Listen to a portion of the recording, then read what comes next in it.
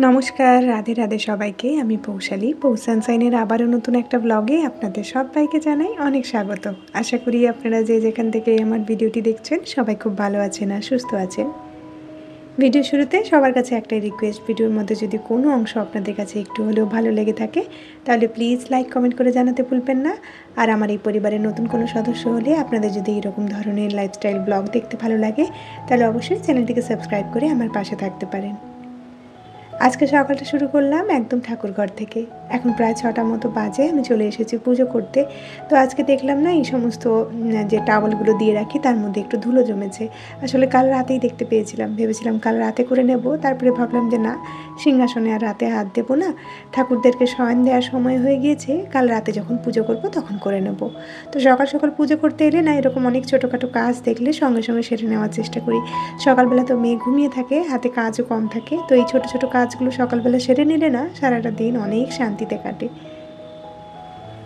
এবারে যখন মেয়েকে নিয়ে ভেলোর গিয়েছিলাম সেখানটায় গিয়ে এই ধরনের টাওয়েল আমি দেখতে পেয়েছিলাম। এখানেও হয়তো পাওয়া যায়, তবে আমার কখনো চোখে পড়েনি এই সাদা টাওয়েল। তারপরে নিচে যেটা দেওয়া রয়েছে একটুখানি হালকা ডিজাইনের টাওয়েলগুলো, তো সেগুলো আমি সেখান থেকে কিনে এনেছিলাম। এবারেও যখন যাব ভেবেছি আবার কয়েকটা কিনে এনে স্টকে রেখে দেবো। এগুলো দিয়ে রাখার ফলে না আমার সিংহাসনটা অনেক বেশি পরিষ্কার থাকে, এখন আর ঘন ঘন ক্লিন করতে হয় না। তো এগুলোকে উল্টে পাল্টে আমি ব্যবহার করে নিই। যখন দেখি চারদিকটা ব্যবহার হয়ে গিয়েছে তখন কিন্তু একদম ধুয়ে কেচে আবার আয়রন করে ব্যবহার করি আর কি। তো এটাকে প্রায় 2বার মতো আমার উল্টে পাল্টে রাখা হয়ে গিয়েছে। সিংহাসনের নিচে যে ড্রয়ারটা থাকে সেখানটায় আজকাল করে ধূপকে আমি কালেক্ট করে রাখি। আপনারা হয়তো আগেও আমাকে দেখেছেন ধূপ কালেক্ট করতে, আমি আগেও হয়তো বলেছি আমি কিন্তু ধূপ খুব ভালোবাসি। তো যখন যেখানটায় নতুন ধরনের ধূপ দেখতে পাই একটুখানি সুগন্ধ ভালো থাকে তখন কিন্তু ভগবানের সেবার জন্য নিয়ে আসার চেষ্টা করি। সিংহাসনের ওপরে না এরকম একটা লাল কালারের কাপড় দিয়ে রাখি, সেখানেও তো বেশ ভালো ধুলো জমে, তো কাপড়টাকে মাঝে মধ্যেই আমি চেঞ্জ করে দিই, ধুয়ে আবার নতুন করে দিয়ে রাখি আর কি। আগে না আমি সিংহাসন প্রত্যেক দিনই একটা ভিজে কাপড় দিয়ে পরিষ্কার করতাম, তবে আজকাল যেহেতু ক্লিনিংয়ের পার্টে একটুখানি কম নজর দিচ্ছি সেই কারণে আজকাল আর সিংহাসন রোজ রোজ ক্লিন করা হয় না। আর যেহেতু এখন ঠাকুরের সেবা বেড়েছে আর সিংহাসনটা দেখতেই তো পাচ্ছেন চারিদিকে কিন্তু ভগবান রয়েছেন, তো সবসময় আর হাত দিতে ইচ্ছে করে না। তো যখন দেখি ধুলোগুলো একটু লেয়ার আপ হয়ে গিয়েছে তখনই একটা ভিজে কাপড় দিয়ে মুছে দিই। আর এই যে পর্দাটা দিয়ে রাখতাম না, ওটাও দেখলাম একদম কালো হয়ে গিয়েছে। কতদিন ধরে ভাবছি এটাকে পরিষ্কার করে আবার লাগাবো, তবে আর করে উঠতে পারছিলাম না, তো আজকে ফাইনালি করে দিয়েছি। আসলে কি হয় বলুন তো, এই যে পর্দাটা না এটা যখন আবার আমাকে লাগাতে হয় তখন একটুখানি হাজব্যান্ডের সাহায্য লাগে। তো কয়েকদিন ধরে ওকেও আমি ঠিকঠাকভাবে পাচ্ছিলাম না বাড়িতে, তো আজকে ভাবলাম যেহেতু বাড়িতে রয়েছে পর্দাটা একদম কেচে দিই, তারপরে ওকে বলবো একটুখানি লাগিয়ে দিতে আর কি। আসলে যেই জায়গাটাতে পর্দা লাগানোর ব্যবস্থা করেছি না সেটা আমার বুদ্ধিতে নয়, হাজব্যান্ডের বুদ্ধিতেই হয়েছে। তো ও নিজের মতো করে কিছু একটা সিস্টেম করেছে যেভাবে পর্দাটা লাগানো যায় আর কি। তো ও ছাড়া আমি একদমই পারি না ওটা লাগাতে। আর অনেক দিন ধরে আমি ভাবছি যে সিংহাসনে একটা সুন্দর করে পর্দা দেব। পর্দা দিতে গেলে তো বাজার থেকে কিনলে হবে না, এখানকার আর কিন্তু মাপ নিয়ে সুন্দরভাবে বানাতে হবে। তো আমি সেরকম কোনো টেলারও পাচ্ছি না যাকে দিয়ে বানাবো, আর আমার মধ্যেও এত ট্যালেন্ট নেই যে আমি ঠাকুরের জন্য পর্দা বানাতে পারবো। সেটা একটা অনেক বড় চাপ হয়ে যাচ্ছে। এই পর্দাটা আমার নিজেরও একদম ভালো লাগছে না। শুধু ভাবছি কবে আমি একটা ভালো টেলার পাবো বা কবে একটু ভালো ডিজাইন পাবো যে ঠাকুরের জন্য একটু সুন্দর করে পর্দা বানাতে পারবো আর সুন্দর করে একটা মনের মতো কাপড় কিনতে পারবো। কোথাও সেরকম মনের মতো কাপড়ও পাচ্ছি না, না পাচ্ছি টেলার যাকে দিয়ে আমি সুন্দরভাবে পর্দা বানাতে পারবো। তো যাই হোক, আপনাদের কাছে যদি সিংহাসনে দেওয়ার জন্য পর্দার কোনো ডিজাইনের আইডিয়া থাকে তাহলে আমাকে জানাতে পারেন, সেরকম করে ট্রাই করবো আর কি। আর এই তো কথা বলতে বলতে এদিকে যে সেলফগুলো আছে সেগুলো আমি একদম নিচটা ক্লিন করে সকালের পুজোটা সেরে চলে এসেছি। আর ততক্ষণে কিন্তু মেয়েও ঘুম থেকে উঠে পড়েছে। যেহেতু আজকাল আমি একটু তাড়াতাড়ি উঠে পড়েছি, মেয়েও কিন্তু আমার সাথে তাড়াতাড়ি উঠে পড়ে। তো ওকে নিয়ে এখন সময়টা কাটবে, ওকে একটু সকালবেলা টাইম দিই, তারপরে আমি নিজের মতো করে সময় কাটাই। বেশিরভাগ দিন চেষ্টা করি ও ঘুম থেকে ওঠার আগেই যাতে আমি নিজের সমস্ত কাজবাজ সেরে ফেলতে পারি, তবে সেটা আর আজকে হয়নি। ও উঠে পড়েছে, আর উঠে কিন্তু এখন এখানটায় ওকে একটু বসিয়ে দিলাম। আজকাল করে না সকালবেলা একটু চেষ্টা করছি ওকে বাড়িতে পড়তে বসানোর। আমি মাঝে মধ্যে এত বেশি ডিস্টার্ব হয়ে যাই, বাচ্চাকে পড়তে বসাতে পারি না বলে মাঝে মধ্যে হাজব্যান্ডকেও বলি যে সকালবেলা একটুখানি সময় দিতে, আর সন্ধ্যাবেলাটাও চেষ্টা করি যে আধ ঘন্টা মতো ওকে নিয়ে বসার। সত্যি কথা বলতে বাচ্চাকে পড়ানো আমার কাছে এখন বিশাল ডিফিকাল্ট একটা টাস্ক লাগছে। যখন বাচ্চা ব্রেস্ট ফিডিং করে না, তখন মায়েদের মনে হয় এটা মনে হয় খুব কঠিন একটা সময়। তবে সত্যি কথা বলতে কি, টডলার এজে বাচ্চাদেরকে সমস্ত কিছু শেখানো, ওদের সাথে ডিল করা আরও কঠিন কাজ। যে মায়েরা করছে তারা শুধুমাত্র জানে, তার বাইরে এই জিনিসটা কেউই হয়তো বুঝতে পারবে না। আমিও এখন সেই জিনিসটার সাথেই ডিল করছি। এখন অনেক দুশ্চিন্তার একটা ব্যাপার। মেয়েকে কিভাবে পড়াশোনা শেখাবো, ও কীভাবে পেন ধরা শিখবে, কিভাবে লেখা শিখবে, বা কীভাবে ও জীবনে চলতে শিখবে, এটা একটা অনেক বড় আমাদের ওপরে দায়িত্ব বলা যেতে পারে। তো আমিও এখন চেষ্টা করছি মেয়েকে ধীরে ধীরে সমস্ত কিছু জিনিস শেখানোর জন্য। জানি না কতটা শেখাতে পারবো। যেহেতু স্কুলে দিলে বাচ্চারা তাড়াতাড়ি শিখে যায়, সেই কারণে স্কুলে না দিলে না মায়েদের ওপর অনেক বেশি চাপ পড়ে আর কি একা একা শেখাতে গেলে। তো আপনারা যদি বাড়িতে একা একা বাচ্চাদেরকে পড়াশুনো শিখিয়ে থাকেন, কিভাবে শিখিয়েছেন তার কিছু ছোটোখাটো টিপস আপনার সাথে শেয়ার করতে পারেন, তাহলে আমি হয়তো কিছুটা উপকৃত হব। আর এই তো কথা বলতে বলতে রান্নাটাও শুরু করে দিয়ে, আজকে যেহেতু একাদশী আছে, একাদশীর মতো করেই সব কিছু রান্নাবান্না হবে। প্রথমে এদিকে দুধ গরম করে নিয়েছি, আর প্রথমেই আমি বানিয়ে নিয়েছি সাবুদানার পায়েস। এটা কিন্তু আমার বাড়িতে একাদশীর দিন প্রত্যেকবারই হয়ে থাকে, কারণ আমার হাজব্যান্ড এটা খেতে খুব ভালোবাসে। তো এই কয়েকটা একাদশী হয়ে গিয়েছে, আমি কিন্তু মোটা সাবু ব্যবহার করছি না, কারণ ওটা কিনে রাখা হয়নি আর কি। তো পাতলা সাবুগুলোই বেশি করে আনা ছিল, সেটা দিয়ে সব কিছু করলাম আজকে। আর এটা যেটা ব্যবহার করছি সেটা জানি না আপনাদের সাথে আগে শেয়ার করেছি কিনা কখনো, এটা হলো পোটাটো পাস্তা। এই কিছুদিন আগে কলকাতা ইস্কন থেকে এটা এনে রেখেছি। তো একাদশীর দিন কিন্তু এটা পাওয়া যায়। আসলে এই জিনিসটা আমি আগে জানতাম না, জানেন, কোনো এক ইস্কনের মাতাজির ভিডিও দেখে এটা আমি জানতে পারি।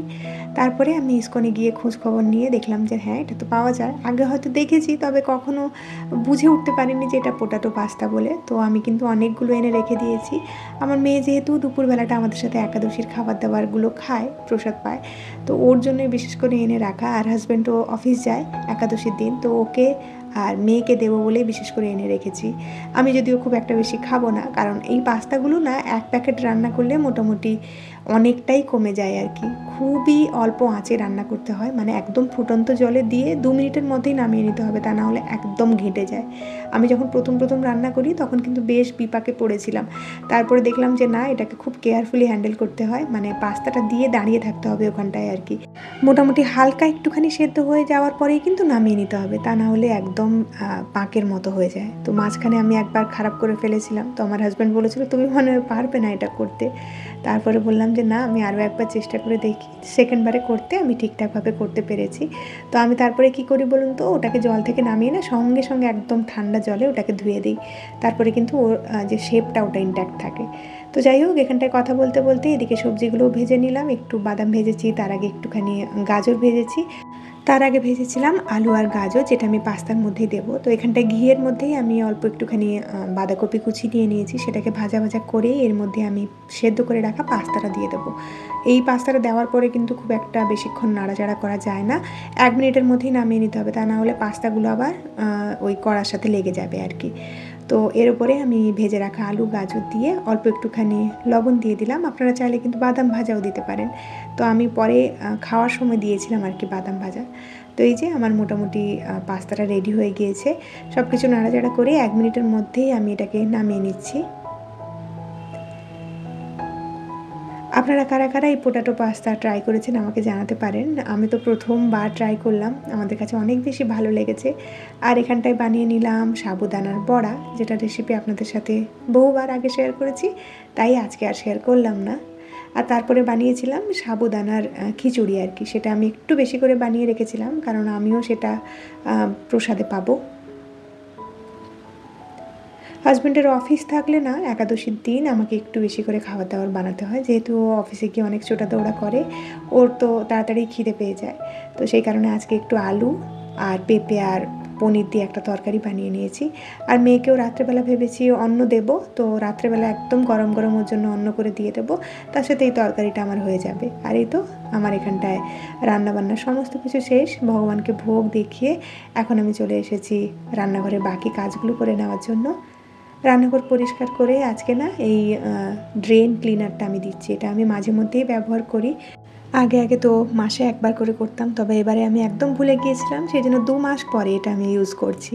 2 দিন আগেই আমার ড্রেনটা ক্লগ করে গিয়েছিল, তো এটাকে খুলতে আমার কী যে সমস্যা হয়েছে, সঙ্গে সঙ্গে ভেবে নিয়েছি যে না, এটা আমি ইউজ করে নেব। ক্লগ ড্রেনে কিন্তু এটা খুব ভালো কাজ করে। এটা দিয়ে মোটামুটি অল্প একটুখানি জল ছড়িয়ে 20-30 মিনিটের জন্য ছেড়ে দিতে হয়। ভেতরে যত চুল টুল থাকে না, সব কিছু একদম গলিয়ে ড্রেনটাকে একদম ক্লিন করে দেয়। আমার তো খুবই ভালো লেগেছে এই প্রোডাক্টটা। আর এই যে দেখতে পাচ্ছেন জল গরম হয়, কেটলিটার অবস্থা কি হয়েছে, মানে এক একটা জিনিস বাড়িতে এত বেশি নোংরা হয়ে যায় না, আমার খুব খারাপ লাগে। আসলে এর মধ্যে আমার জল ফোটে, তো সেই কারণেই একটু তাড়াতাড়ি এটা ময়লা হয়ে যায়। আর আমি তো প্রত্যেকদিন করি না, এত কাজের ফাঁকে এটা আর সময় হয় না করার। তো আজকে ভাবলাম এর মধ্যেও এটা দিয়ে দিই, দেখা যাক কতটা পরিষ্কার করে। আর এই তো হাজব্যান্ডের জন্য দুপুরের খাবার দাবার প্যাক করে এখানটায় আমি ওর টিফিনটাও প্যাক করে দিলাম বিকেলে। এর মধ্যে আমি 2টো নারকেল নাড়ুও দিয়ে দিয়েছি, যেটা আমি বাড়িতেই নিজের হাতে বানিয়েছিলাম ঠাকুরের জন্য। তো সব কিছু প্যাক করে ওর ব্যাগে দিয়ে দেবো। আজকে আবার শ্বশুর বাড়ি থেকে শ্বশুর শাশুড়ির আসার কথা রয়েছে, সেই কারণে মেয়েকে তাড়াতাড়ি ঘুম পাড়িয়ে আমার আরও কিছু টুকিটাকি কাজ রয়েছে। দেখুন প্রায় আধ ঘন্টা মতো এটাকে আমি গরম জলের মধ্যে রেখে দিয়েছিলাম, আর তারপরে বেশ ভালো করে ওই যে তার জালিগুলো দিয়ে থাকে সেগুলো দিয়ে পরিষ্কার করে ফেলেছি। খুব ভালোভাবেই হয়েছে, তবে নিচের কিছুটা অংশ পরিষ্কার করতে পারিনি, সেটা আবার ধীরে ধীরে করব। প্রায় 4:30 মতো বাজে কিংবা 4টা মতো বাজে, শ্বশুর শাশুড়ি চলে এসেছেন। তো এখানটায় না আমি আজকে একটু পনির আর কর্ন স্যান্ডউইচ বানাচ্ছি, সেটারই ফিলিংটা মেয়েকে ঘুম পাড়িয়ে রেডি করে রেখেছিলাম। এই রেসিপিটাও আপনাদের সাথে আগে শেয়ার করেছিলাম, তাই শর্টকাটে দেখিয়ে দিচ্ছি আর কি। তো ওনারা বলেছিলেন যে দুপুরবেলা এসে খাবেন না, একদম বিকেলবেলা এসে টিফিন করবে। তো একটু চাও বানাচ্ছি, তার সাথে এই স্যান্ডউইচ। আজকে চিজ ছিল না, তাই চিজ দিতে পারিনি, তো নর্মাল পনির আর কর্ন সেটা দিয়েই বানাচ্ছি আর কি। আর শ্বশুরবাড়ি থেকে অনেক কিছু জিনিসপত্র এসেছে, সেগুলো এখন আমাকে একটু গুছিয়ে নিতে হবে, এদিক ওদিক একটুখানি দিয়ে আসতে হবে। তো ওনাদেরকে খাওয়ার টাওয়ার দিয়ে তারপরে বাদবাকি কাজগুলো সারবো। চটজলদি কিছু বানাতে গেলে না এই স্যান্ডউইচের অপশানটা কিন্তু আমার কাছে বেস্ট লাগে। আমার তো খুবই ভালো লাগে এটা বানাতে, আর কাউকে বানিয়ে খাওয়াতেও বেশ ভালো লাগে। এই যে দেখুন স্যান্ডউইচটা রেডি হয়ে গিয়েছে, এখন দিয়ে আসি, তারপরে আপনাদেরকে দেখাচ্ছি শ্বশুরবাড়ি থেকে কী কী এসেছে। এই যে এত কিছু জিনিসপত্র এসেছে, তাছাড়া ওনারা কিন্তু নিজের হাতে খাবার দাবার বানিয়ে এনেছেন। তাহলে চলুন আজকের মতো ভিডিওটা এখানে শেষ করছি। খুব শিগগিরই দেখা হচ্ছে নেক্সট আরেকটি ব্লগে। ততক্ষণের জন্য সবাই খুব ভালো থাকবেন, সবাইকে খুব ভালো রাখবেন আর নিজের যত্ন রাখবেন।